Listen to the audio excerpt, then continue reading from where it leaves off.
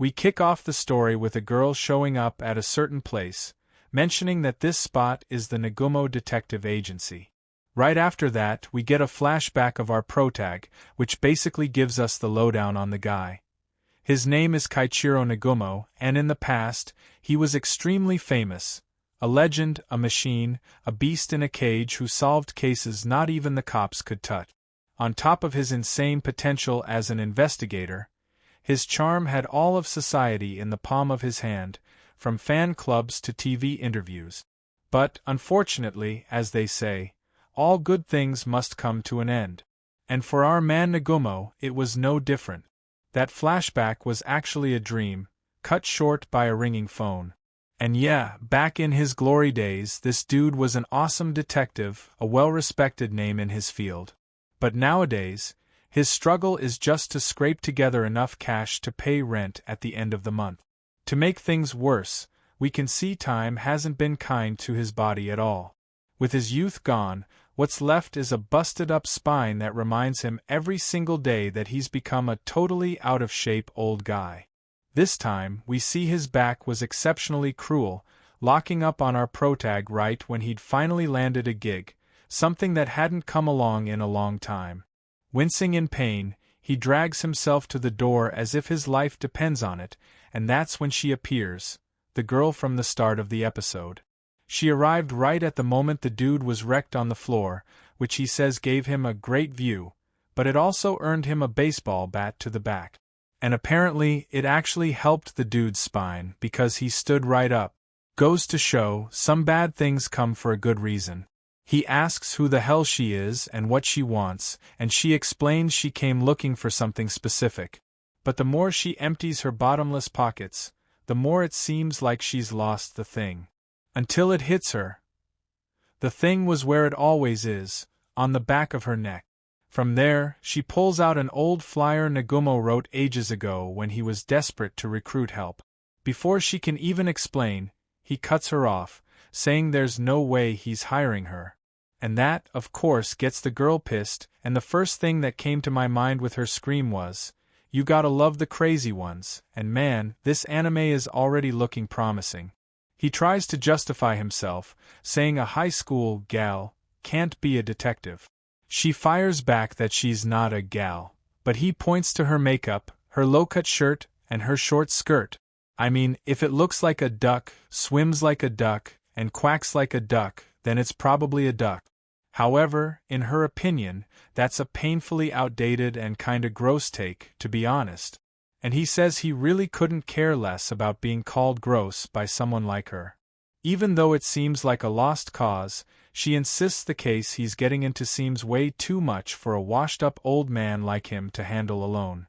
At that, Nagumo lights a cigarette, trying to reclaim a shred of his old swagger, and lectures her, saying that being a detective requires patience. No slip-ups, no hesitation, no delusions. It's a job for capable people, not for a gal like her. And as he's looking her up and down, she nearly impales him with a spear. That's when she explains. Despite her looks, she practices a style of karate called Ryukyu. Curious, Nagumo asks why she's so dead-set on being a detective's assistant, and she replies it's because she wants to become a real detective someday, a dream she's had since she was a little kid. And her pocket hoarding habit is just one of the many skills she's picked up along the way. As she's telling her story, he tries to make a witty remark, but she just lands a punch, busting the guy's nose without a second thought, and makes it clear. She's just a humble detective in training, and she already knows exactly what he was about to say. After all, she watched every episode of Detective Furuhata Ninja Bureau yesterday. First, she deduces he was going to say he barely has any work and no money to hire help, to which he confirms, putting on a fake tone of surprise. She asks if she passed the audition, but Nagumo just tells her to get lost and find something better to do with her life. The scene then changes, and out on the street, the detective looks at a photo of a woman named Tamira Takako, 27 years old, married to his client for 2 years. About 2 weeks ago, the client began to suspect she was cheating on him during work hours. From the first moment he saw her, Nagumo thought she looked guilty. Still, nothing happened all week. Today, though, instead of heading to her office, she turned the other way and walked into a coffee shop. The next step was obvious: follow her without drawing attention. But this place? It was one of those fancy, flowery cafes, where a rough-looking guy like him would stand out like a sore thumb. So he decided to tail her from outside. However, guess who shows up, folks? Yep, Miss Faith in the Crazy Ones herself, mentioning how cute the cafe is and telling them to go inside already. He wonders what the hell is happening, and she says she gets the situation and has a plan. What if she pretends to be his much younger girlfriend? Then him walking into a frilly cafe like that wouldn't look so suspicious. And even our man Nagumo has to admit, it's not a bad plan. And so, the newly formed couple goes up to the counter. A cheerful barista asks what they'd like. Embarrassed, Nagumo tries to read the menu, but everything's so fancy and over the top, he can't understand half the words. The girl rushes him, so, flustered, he mutters, "Just coffee." Wrong move. According to her, that's literally the most suspicious thing he could have asked for. So she takes charge and orders for both of them. 2 venti hazelnut, vanilla, almond, and caramel frappuccinos, with an extra shot of espresso and whipped cream topped with extra chocolate. Basically, a bottled heart attack in a cup, and probably the doom of our protag's wallet. When the sugar bombs arrive at the table, Nagumo mentally prepares for instant diabetes. But trying to change the subject, he asks if she ever thought of applying to other agencies.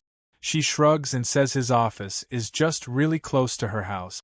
Lighting another cigarette, Nagumo sighs and reminds her he's just an old guy who's been in this business for 20 years, and it hasn't been easy. She ignores him. Her eyes are fixed on Tamura Takako, and she deduces right away what it's all about. He's trying to catch her cheating.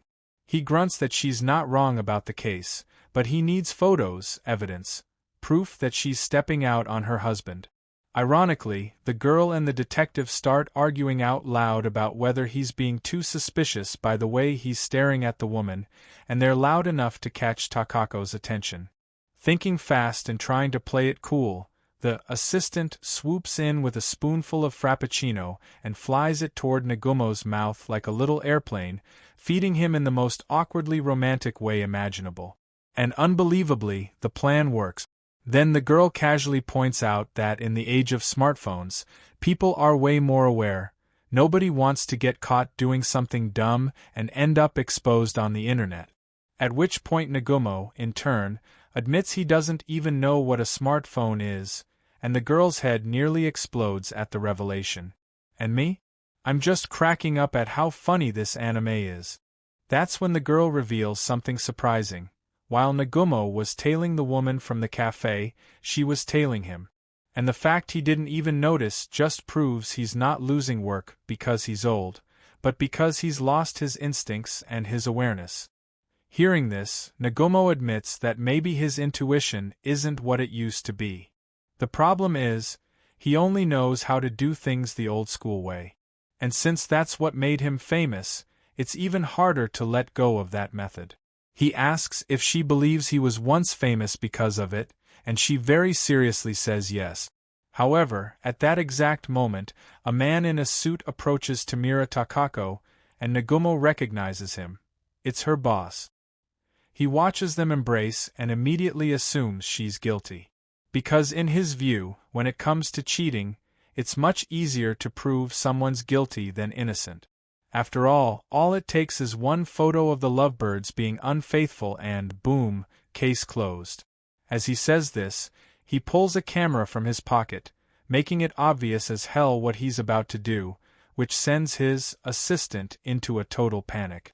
Thinking fast again, she snatches the camera from his hand and takes a selfie with Nagumo as cover, sneakily including Takako and her boss in the background.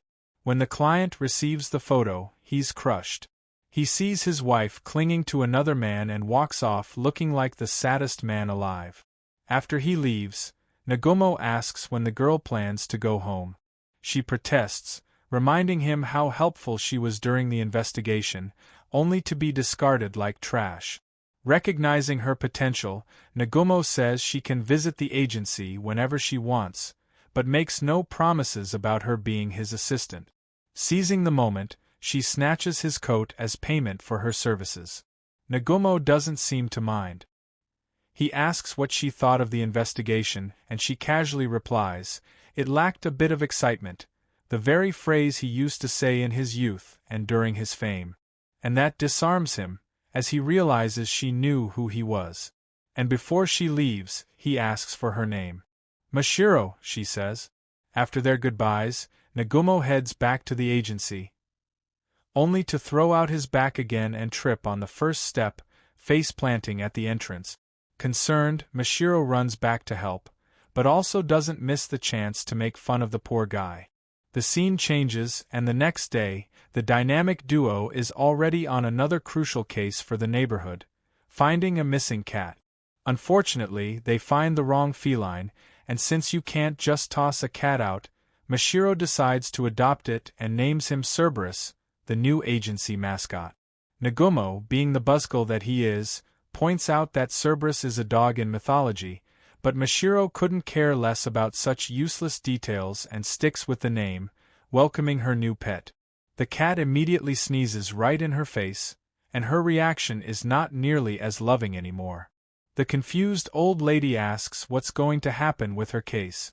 And well, the scene changes again, and Mashiro proudly shows off a ridiculous poster she made for the agency. Although she swears she has serious artistic talent, Nagumo crumples the monstrosity without a second thought.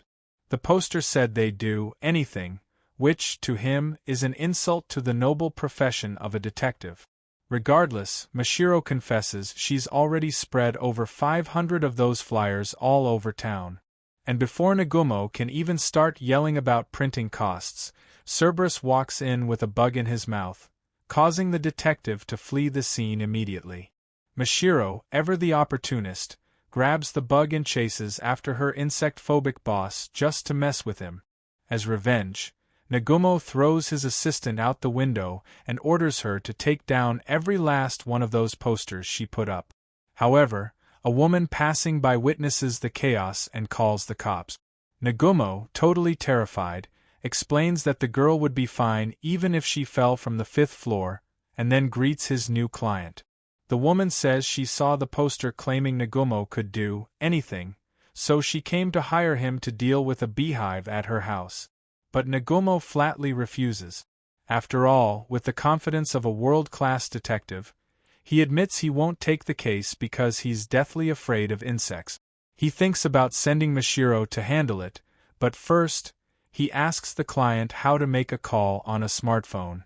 When he gets through, Mashiro grumbles that she's still busy tearing down posters, but Nagumo insists it's an emergency pest control job. Realizing this could be her big chance to prove herself, the girl gets pumped, ready for the mission, and rushes to the address. When she arrives, she finds an old building with "Crime Association" written at the entrance. Mashiro starts to suspect the whole beehive story might be a metaphor, and that she's not walking into a nest of insects, but a den of actual criminals. Whatever it is, she's determined to crush it. After all, she's seen too many action movies to chicken out now. This is her time to shine. With a pest extermination guide in hand, Nagumo starts coaching her over the phone. Step 1. Get as close as possible to the hive. Once she finds an entrance and sees how many bees there are, she needs to block it off. That's when Mashiro walks into a room full of sketchy-looking thugs, who can't believe their luck. An innocent little girl wandering into their territory out of nowhere. Without missing a beat, Nagumo gives the order. Time to hit him hard, use the insecticide.